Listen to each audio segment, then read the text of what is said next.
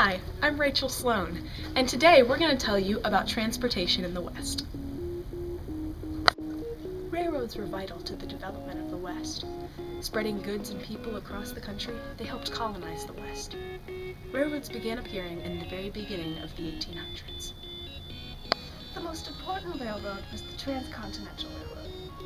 It was built between 1863 and 1869 and spanned from coast to coast. The two ends of the railroad met at Promontory, Utah. The Transcontinental Railroad was completed by joining of the Central Pacific Railroad, building east from California, and the Union Pacific, building west across the plains and the Rockies. The two met in May 1869 after a 6-year construction process.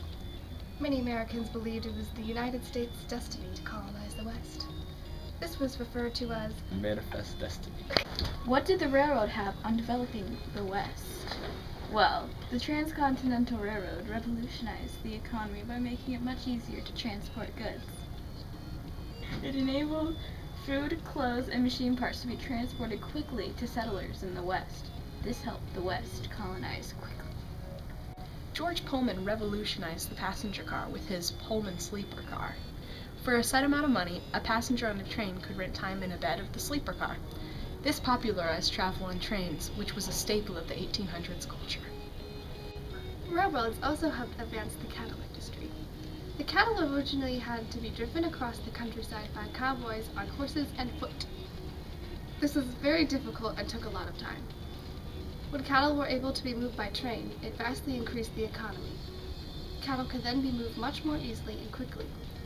Cows quickly became a necessity for pioneers of the West. The people who built the railroads often had to destroy natural landmarks like hills and mountains in order to make a more efficient railroad. They carved out natural landmarks like mountains to lay a straight train track. Towns in the West formed around railroads and train stops. When trains came through towns, they brought with them food, goods, and more people. The convenience of the train station provided comfort and reassurance that more necessary supplies and goods would be coming as needed.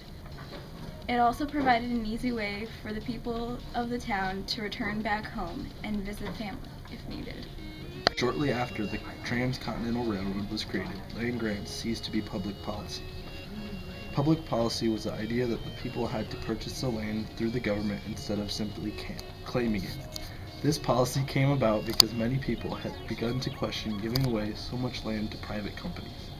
Between 1850 and 1870, over 129 million acres, 7% of the continental United States, had been given to 80 railroad companies.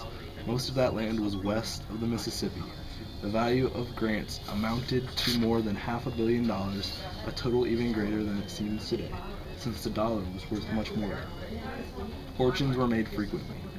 Much of the money came from land sales alone, while others were created by profits made by railroad companies in their role as builders of the railroad. As land became scarcer with population and industrial growth, the railroads controlled miles of valuable real estate, which they could sell when the price was right, or hold until the price rose.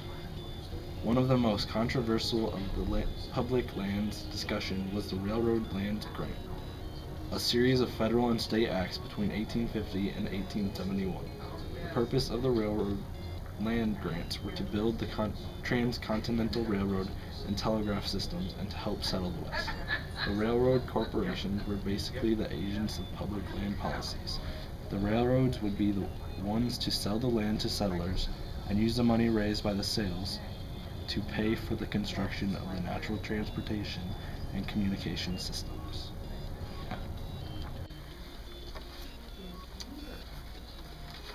Steamboats were vital in travel along rivers. Boats that relied on currents and wind could not travel upstream. However, the engine-powered steamboat could travel upstream, and it quickly became a quality method of traveling up the rivers like the Mississippi. They carried goods from New Orleans upstream to places like Chicago and major cities along the way. The steamboat invention created yet another popular way to travel in the United States of the 1800s. William H. Russell came up with the idea of the Pony Express in the 1850s. The Pony Express was a chain of horseback riders that each ran about 10 miles at full gallop, and then transferred their letters and packages. There was approximately 40 people who traveled to the west delivering packages from the east, and 40 going the other way. It was a rough form of the postal system today, and enabled communication throughout the United States. Many people traveled in covered wagons. The covered wagon requires horses and was rather slow, but is a reliable means of travel to transport a family. The best wagon was light but strong because it could carry lots of things with minimal stress on the horses. A wagon had to be able to withstand bumps because the travel was very rough. Some groups of families traveled together in wagon trains. These wagon trains traveled in lines and were useful when a wagon broke down or if one ran out of supplies. People that traveled to the west had adventurous spirits. Some traveled to the west for gold in the California gold rush, and this showed their sense of adventure. Many moved west because of the desire for cheap land and a fresh start to honest living. Oh, I didn't see you there. A lot of pioneers also had little to no family because the West was dangerous and full of Native Americans, hostile wildlife, and a few helpful neighbors to help in an emergency. However, some pioneers brought their families out with them, and this aided the colonization of the West. The 1800s were full of advances in technology relating to steamboats, horseback travel, and railroads. All these inventions and concepts made transportation in the 1800s efficient, productive, and reliable. Thank you for joining us today.